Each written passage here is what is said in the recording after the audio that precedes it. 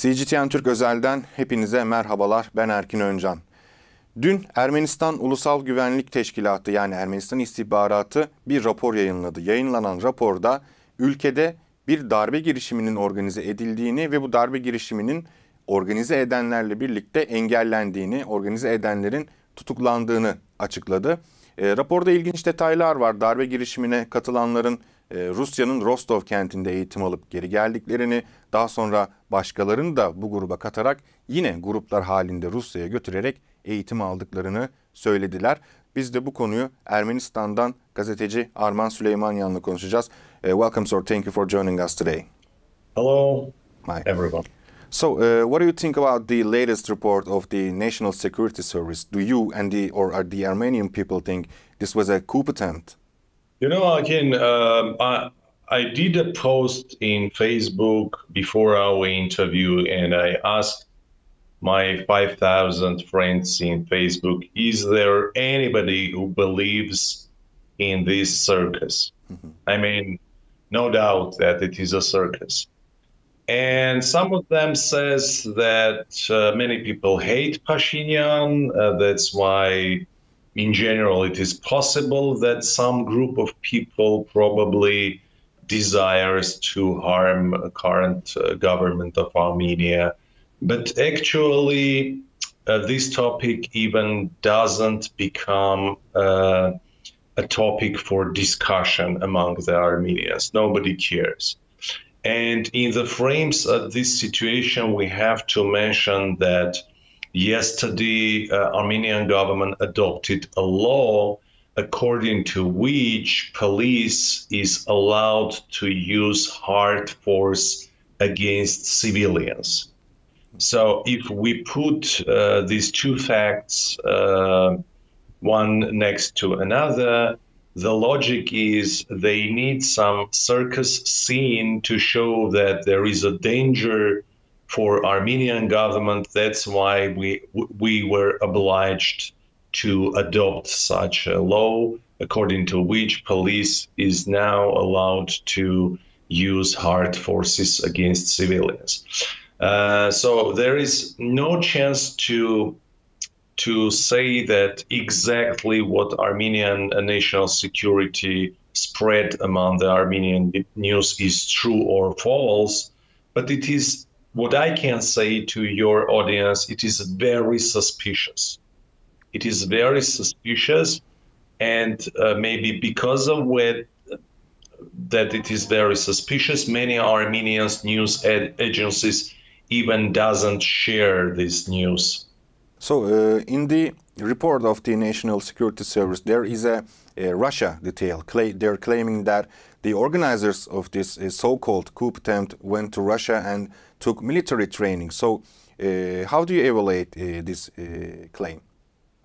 You know, the major problem of such small countries as Armenia is that we always try to find some secret forces, even in the dark room. So it's like to try to find a black cat in dark room. Of course, it is very sensible topic. Yes. And after Karabakh war, Russians did nothing for Armenians. So it is very convenient for Armenian government to use very evil Russian guys, but nobody knows why it is true or false. And as for me, as a journalist, I am trying to understand the situation according to the facts. If there are guys who are already caught by police and special forces, why don't you show their faces and say that we caught them and here are the evil guys and everything is okay because we are the best? It is, the news itself is very vague.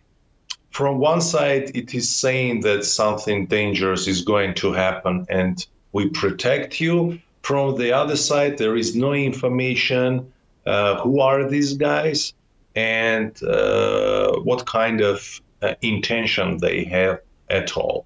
That's why it's like, for me, it's like 50-50.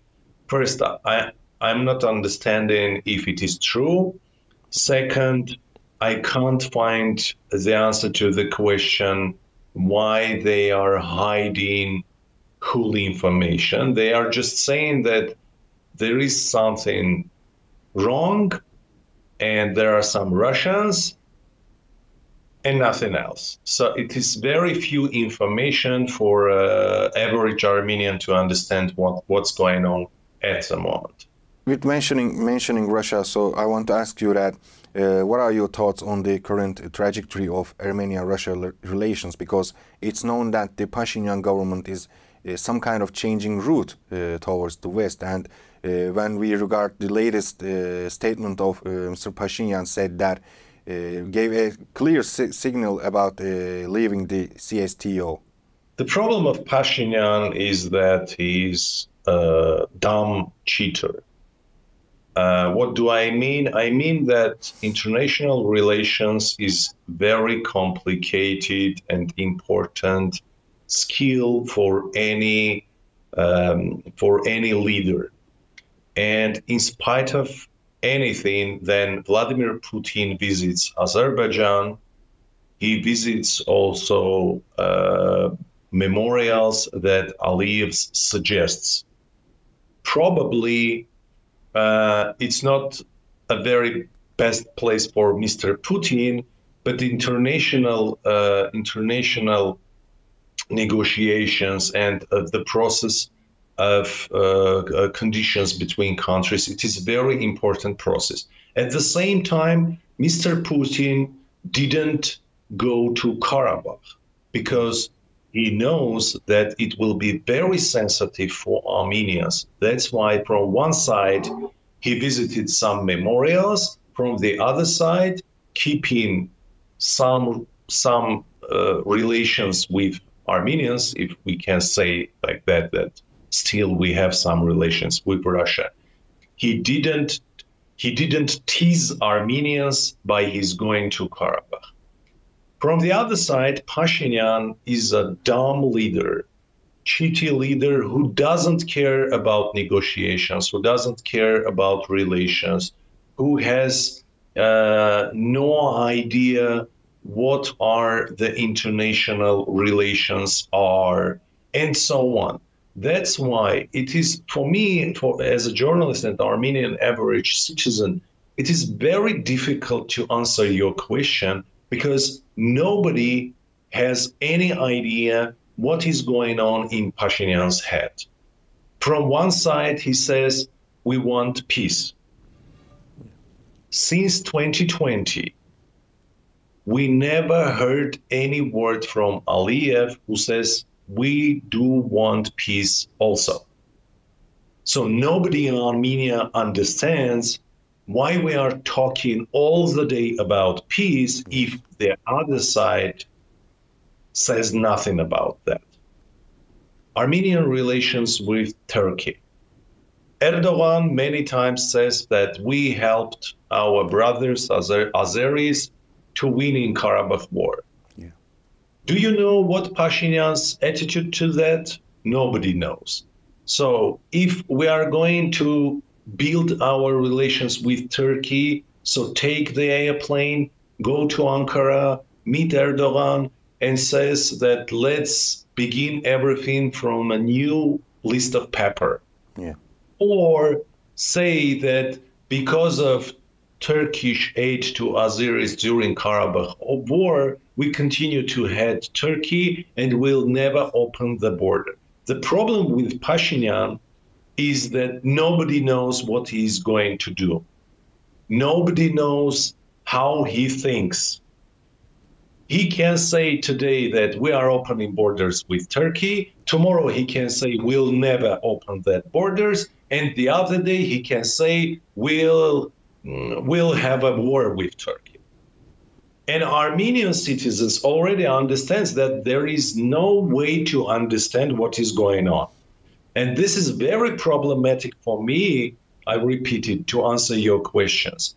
Because Pashinyan can change his opinion about anything in 2 days and change it 180 degrees write the opposite that he says 2 days before or 1 day before. And even Armenian opposition, nobody tries to understand what is going on. What we can do, Akin, for you and your audience, we can try to understand what kind of feelings Armenians have. We can try to find out if Armenians is going to open the border or is it okay for them. But as you understand, we have economical problems, and exactly there is no social questionnaires in Armenia, and nobody can say you exactly what are the real aim of Armenia. So I'm not sure if we are going to open the border with Turkey or we are not going, if we want to or if we don't want to. I know that I do not answer too many things to your questions, but this is the real situation, what we have now. And what is important for me, your audience to know, is that current government in Armenia, these guys really don't know what they are doing. And they have no political decisions.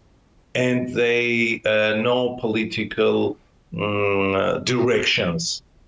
You know what is going on in Georgia? Yes. So the latest 10 years, all the Armenians were talking that finally Georgia is going to be part of EU. Yes. And Armenians always talk that we are so jealous to Georgians. They are sooner or later they are going to become a part of the EU. In compare with Armenians, who are a slave of Russia, and we have no chance to become the EU. So in 10 years, situation changed 180 degrees. Georgians are now becomes pro-Russians, and Pashinyan persuades everybody in the world that we are going to be part of EU. Yeah, and the disaster, the catastrophe is that tomorrow we can record another interview where Georgia again changed their plans and Armenians again changed their plans about the Russia. And this unknown situation is just makes me crazy. I just share my emotions with your audience. It is so crazy to live in a country and do not know what is the direction of your country, who are your neighbors, are you going to be friends with your neighbors, or are you going to claim a war with your neighbors? It's like a bubble where we live, and nobody wants to know what is true outside this bubble. This is the current situation. So thank you very much. Your explanations were very instructive. Thank you for your contributions and thank you for your joining us today. That was my whole questions. Thank you for having me. Have a nice day. Have a nice day. CGTN Türk özel programının sonuna geldik. Önümüzdeki dönemde yine önemli konu ve konu başlıklarıyla karşınızda olacağız. CGTN Türk'te kalın.